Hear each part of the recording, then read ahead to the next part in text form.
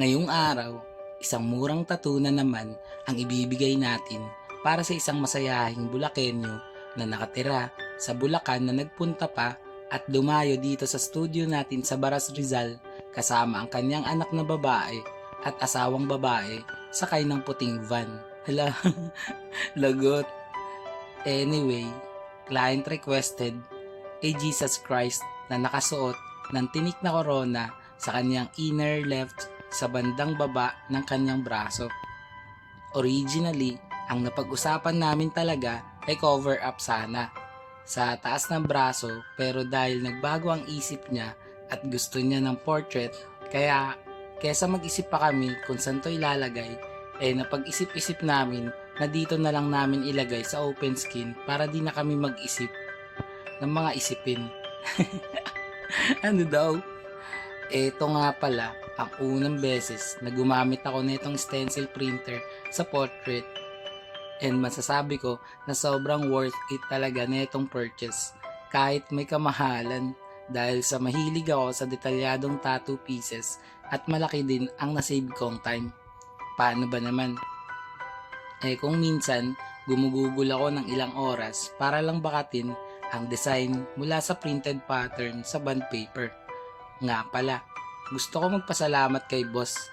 Di kasi biro ang layo ng Bulacan na sinadya niya pang magmaneho kasama ang family niya para makapagpatato. Kanina, dito sa session namin, tinulugan lang tayo nito ni Bossing dahil magaan daw ang kamay natin. Lalo na nung umpisa pa lang.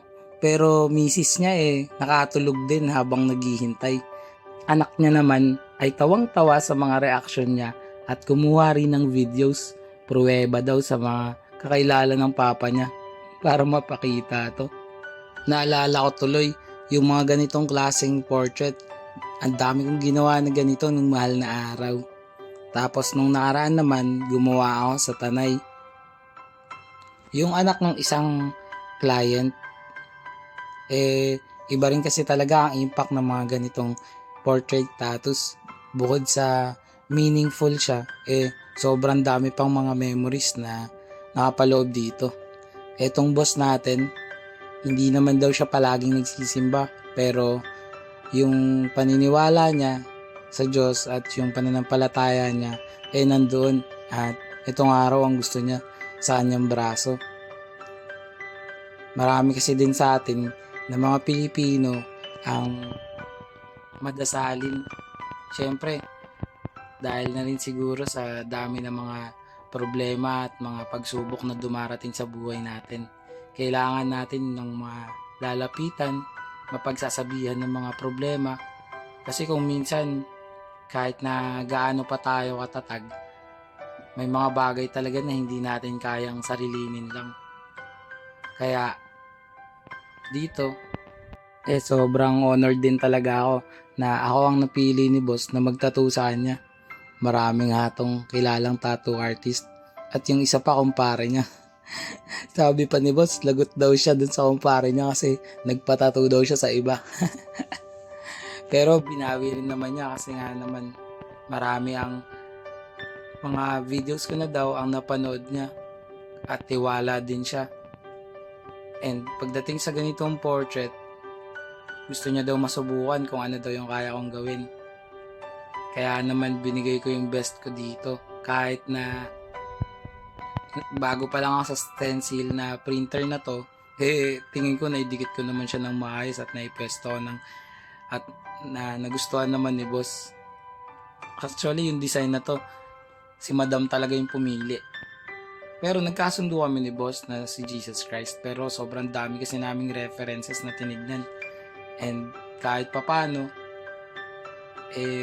masaya naman din ako dito sa design na to kasi nga sabi ko mas maraming detail, mas masaya, mas mahihirapan ako, mas matcha-challenge, di mas okay para naman kapag sa susunod mas malalaking pyesa at mas mahihirap na pyesa,